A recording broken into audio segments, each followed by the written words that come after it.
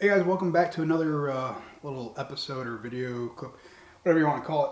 So recently I have been experimenting with making my own gear leashes or lanyards for my kayak. And they're kind of cool, these little things like this. It basically starts by taking some weed eater line and wrapping around pipes, and then you boil that and that produces your general coil type shape. And then to make it my own, because that's been done before, just added a carabiner on one end and one of these cable cuff little clips that you get from Home Depot, which these things are really cool. You can just clip it onto your gear. You don't have to worry about Velcro getting tangled up or falling off. It's kind of neat. So when I started filming this video, I thought it was going to be basically how to make the lanyard. And then it turned into don't waste your time making the lanyard. But then it came back to, well, you can make a lanyard, but is it worth it when you can just buy them? So this is why. Everything that I spent to make this lanyard, this one that I like, cost me more than what it took to buy these 7 that you can get from Amazon. So there's some advantages to this, right? I've got my end that I want, another, it's made the way I want it, the length that I want it, more or less the diameter I want it. But I can do the same thing with the one from Amazon. So was it worth it? I don't know. You see, because in order to get this lanyard or cable leash, gear leash, right? Well, first it started with, an epic failure. Then I got this one, which is kind of cool because it's huge and massive and probably about 10 feet long after you stretch it all the way out. And then I came to this thing that after I let my son play with it for about an hour, it looked like that, which isn't that great. And then the next one I made looked like that, which was actually what I was going for, but you can see there's a little bit of, it's just not quite right. And then finally, I came up with this. Now it took some trial and error, and what it wound up being was, the first time I bought the wrong weed eater line. See, the stuff that I got from the big box hardware store, Home Depot, Lowe's, the expensive stuff actually didn't work as well as the stuff that I got from Walmart, which was a smooth line. It formed a lot better.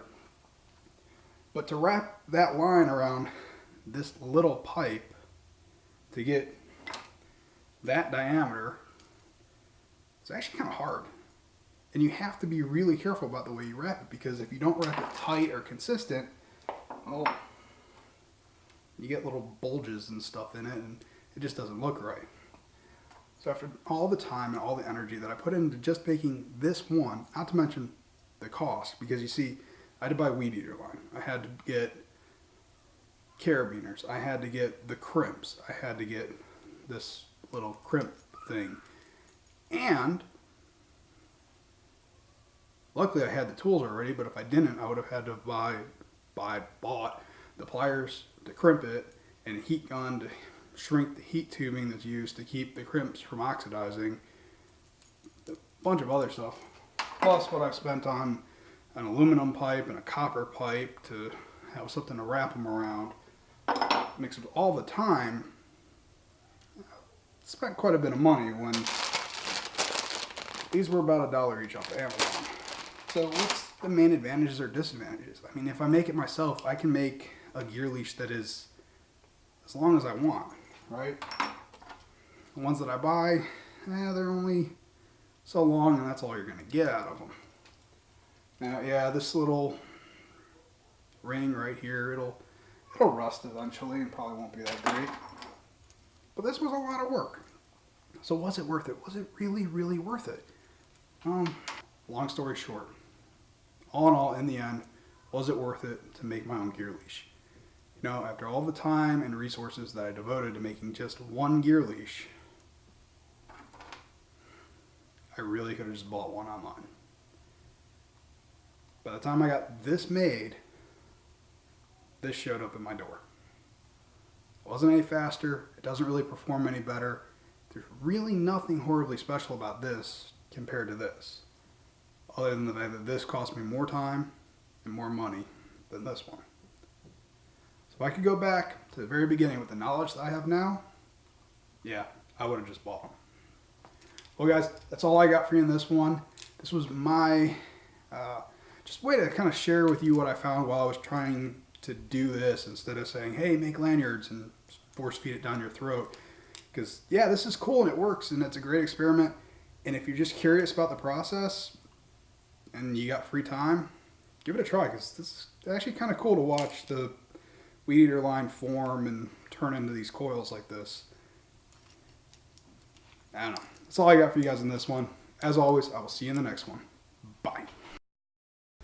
Hey guys, so if you are still thinking about building your own lanyards, here's a few tips that I learned along the way that will probably help you out. Alright, so first and foremost, the important thing to remember is line type.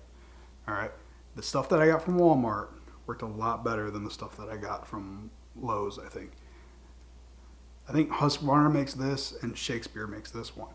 The main difference, at least that I can tell visibly, this is more of kind of a translucent plastic, or nylon. It's all nylon, and it's smooth. This is the more of a solid color nylon, and it's got these ridges on it.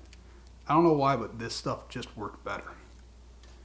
Another thing to remember, or to think about when you're doing this, when you're picking the size pipe that you want to wrap it around, the overall end piece, or end diameter, is going to end up about 1.5 times the diameter of that pipe. It's just the way it works out. Next thing is boiling time. My first one didn't work very well. I think I boiled it for 5 to 10 minutes. I learned that boiling for 15 to 20, and that's actual boiling time, not just sticking it in the water, but from the time that it starts boiling, 15 to 20 minutes gives you the best results. Other than that, that's about all the tips I have on this. Most of it came down to just picking the right line and making sure it was boiled properly.